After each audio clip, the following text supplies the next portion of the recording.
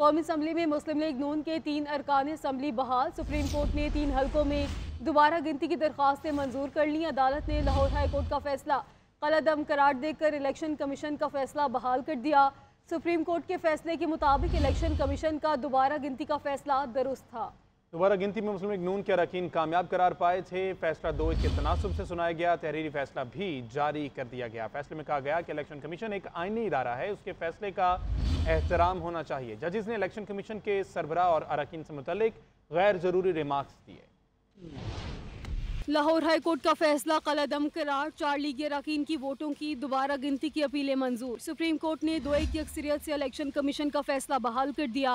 Chief justice of Pakistan काजी फाइज़ा की सरबराही में 3 रुकनी bench ने समाअत की। अदालत ने NA 154, 81, 79 और PP 133 के मुख्तलिफ पोलिंग स्टेशन में दोबारा गिनती की दरख्वास्तों पर फैसला सुनाया। जस्टिस अकील अब्बासी ने इख्तिलाफी फैसला दिया। फैसले में कहा गया कि इलेक्शन कमीशन एक आईनी इदारा और एहतराम का मुस्तहिक है। जजेस ने इलेक्शन कमीशन के सरबराह मेंबरान से मुताल्लिक गैर जरूरी रिमार्क्स दिए। गुजरांवाला के हल्को NA 81 से अजहर कयूम नहरा ने बिलाल इजाज चौधरी और NA 79 से जुल्फिकार अहमद भंडर ने एहसानुल्लाह विर्क के खिलाफ अपील दायर की थी। लोधरा के कौमी हल्के 154 से अब्दुल रहमान कांजो ने राना फराज नून की कामयाबी चैलेंज की थी। ननकाना साहब के हल्का PP से राना अरशद ने राना आतिफ की कामयाबी के खिलाफ दरखास्त दी। अदालत ने चारों दरखास्त गुजारों की असम्बली रुकनियत बहाल कर दी। आपको अहम खबर दे, लाहौर हाईकोर्ट के फैसले में आईनी कानूनी हुक्म नहीं है कि मुदाखलत की जाए।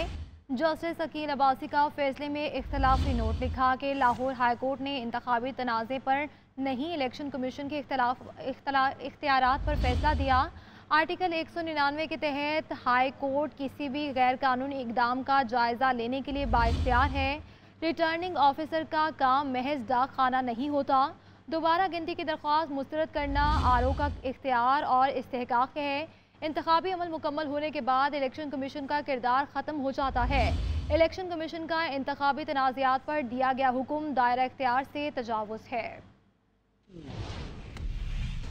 इंसदाद दहशतगर्दी अदालत रावलपिंडी ने बुशरा बीबी की अबूरी जमानत की दरख्वास्त खारिज कर दी। अदालत ने 7 रोज़ में तफ्तीश मुकम्मल करने का हुक्म दे दिया है। अदालत ने रिमार्क्स दिए कि मुलजिम जब इतने सारे मुकदमात में गिरफ्तार हो तो तफ्तीश जरूरी है। उधर इस्लामाबाद हाईकोर्ट में बुशरा बीबी के मुकदमात की तफसीलात की फराहमी और सुप्रिटेंडेंट अडियाला जेल के खिलाफ दरख्वास्त पर समाअत हुई। बुशरा बीबी के केसेस की तफसीलात इस्लामाबाद हाईकोर्ट में जमा करवा दी गई। केस की समाअत के दौरान जस्टिस गुल हसन औरंगजेब ने रिमार्क्स दिए कि 108 तहाइफ का इल्ज़ाम है तो क्या 108 गिरफ्तारियाँ डालेंगे। निकाह केस में बरियत के दिन वारंट गिरफ्तारी क्या महज इत्तफाक था। अडियाला जेल रावलपिंडी में बानी PTI और दीगर के खिलाफ 9 मई के मुकदमात की समाअत हुई। 500 से ज्यादा मुलजिमान की अदालत में हाजिरी लगाई गई। बानी PTI कमरा अदालत पहुंचे तो कारकुनों ने नारे लगाए। अदालत ने बुशरा बीबी की 9 मई के 12 मुकदमात में अबूरी जमानत की दरख्वास्त वापस लेने पर खारिज कर दी। अदालत ने हुक्म दिया बुशरा बीबी से तफ्तीश 7 रोज में मुकम्मल की जाए। मुलजिम जब इतने सारे मुकदमात में गिरफ्तार हो तो उससे तफ्तीश जरूरी है। उधर इस्लामाबाद हाईकोर्ट में बुशरा बीबी के मुकदमात की तफसीलात फरहमी की दरख्वास्त पर समाअत हुई। स्टेट काउंसिल ने कहा कि बुशरा बीबी के खिलाफ रावलपिंडी में 11, अटक और इस्लामाबाद में एक मुकदमा दर्ज है। बुशरा बीबी को 31 जनवरी को तोशाखाना 1 केस में सजा हुई जो मुअत्तल हो चुकी है। अदालत ने कहा thanks to state, thanks to Amjad Parvez, state के बयान पर सजा मुअत्तल हुई। अदालत ने बुशरा बीबी के मजीद मुकदमात में गिरफ्तारी रोकने की दरख्वास्त दीगर केसेस के साथ मुकर्रर करने के लिए file chief justice Islamabad high court को भेजने की हिदायत कर दी। जेल में बदसलूकी के खिलाफ दरख्वास्त सुप्रीडेंट अडियाला जेल को भिजवा दी।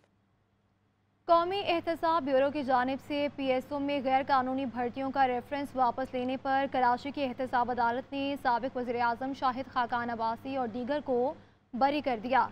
ये रेफरेंस 4 साल 2 माह तक ज़ेर समात रहा और 40 से ज़ायद पेशियाँ हुई। हबीबुल्लाह की रिपोर्ट देखिए।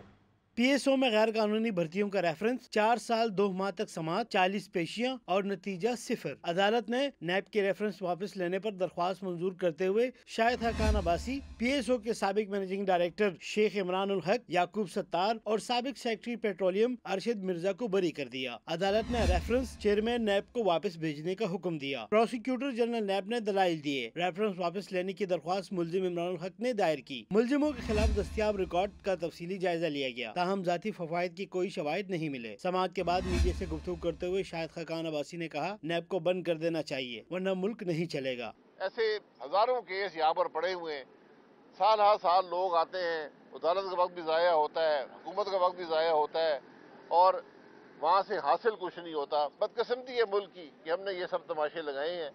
तो जितनी जल्दी नैब को ख़त्म करने वरना मुल्क चलना नहीं है। शाहिद हकान अब्बासी और दीगर पर इल्जाम था कि उन्होंने नवाज शरीफ दौरे हुकूमत में वजीर आजम की लाजमी मंजूरी लिए बगैर PSO में भर्तियां की। नैब ने 2020 में PTI हुकूमत में यह रेफरेंस दायर किया था। कैमरामैन फैसल खान के साथ Habibullah, GNN, Karachi. Opposition leader Umar Ayub ने सिंध हुकूमत को करप्ट तरीन हुकूमत करार दे दिया। कहा, वज़ीर आला सिंध हर मुमकिन हद तक हमारे लोगों को दबाने में लगे हुए हैं। सिंध के हालात अबतर हैं, जराइम की शरह बढ़ चुकी है। मजीद कहा, हुकूमत मर्जी के फैसले लेने के लिए अदलिया को दबाव में डालने की कोशिश कर रही है। फॉर्म 47 की पैदावार हुक्मरानों से मामलात नहीं चलाए जा रहे। सुप्रीम कोर्ट ने रूलिंग दी थी, उसके ऊपर भी ये कब्जा करना चाहते हैं और अदालतों के पर कहते हैं ना कुतरना चाहते हैं, काटना चाहते हैं। वो हम लोग इंशाल्लाह इनके सामने हम लोग सीसा लाई दीवार की तरह खड़े हैं। तशद्दुद कर रही है वहाँ पे पीपल्स पार्टी की हुकूमत। पीपल्स पार्टी की हुकूमत भी उतनी ही करप्ट है जितनी नून की है। और मुराद अली शाह की हुकूमत सिंध में करप्ट तरीन हुकूमत।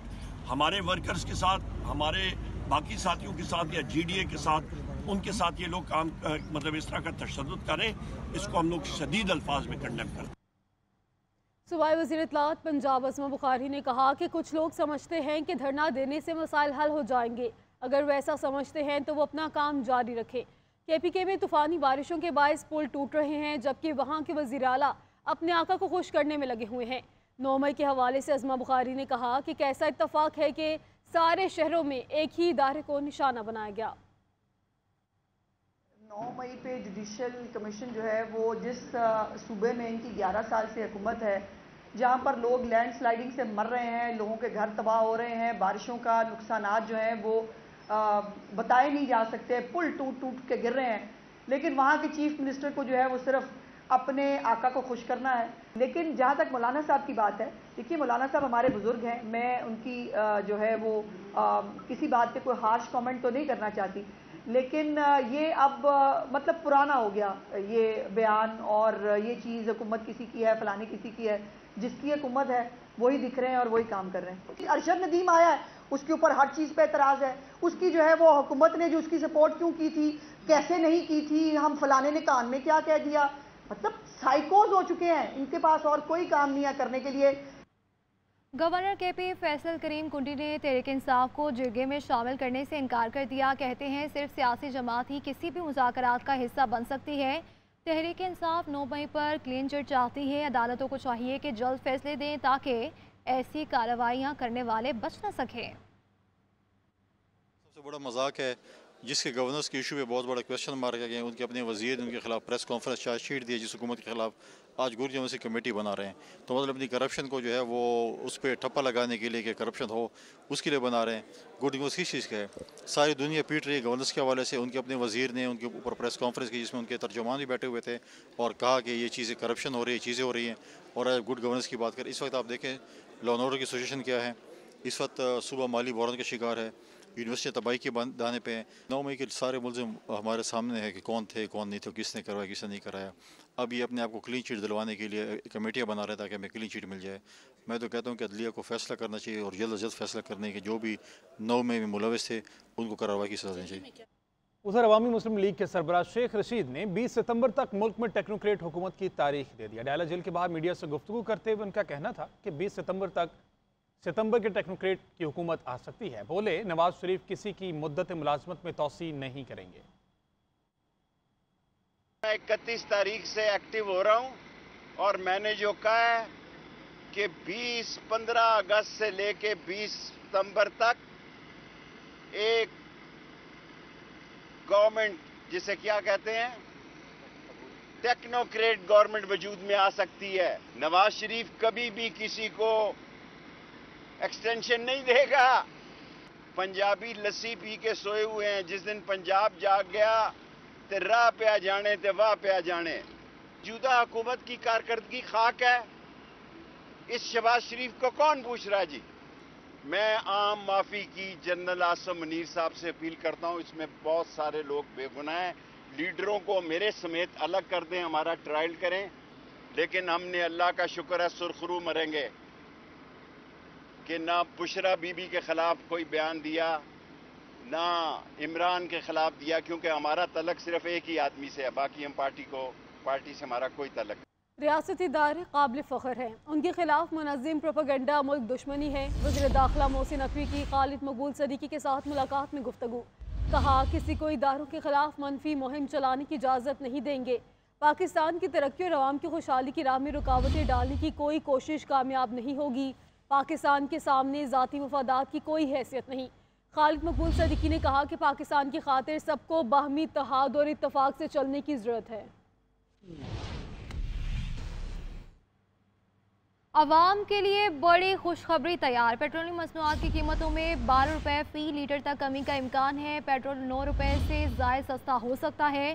डीजल की कीमत में 8.5 रुपये फ़ी लीटर कमी मुतवक्के। मिट्टी का तेल 12 रुपये से ज़ायद सस्ता होने का इम्कान। पेट्रोलियम मसनूआत की कीमतों से मुतालिक हतमी वर्किंग ओगरा 15 अगस्त को भेजेगी। वज़ीर ख़जाना वज़ीर आज़म की मुशावरत से नई कीमतों का ऐलान करेंगे।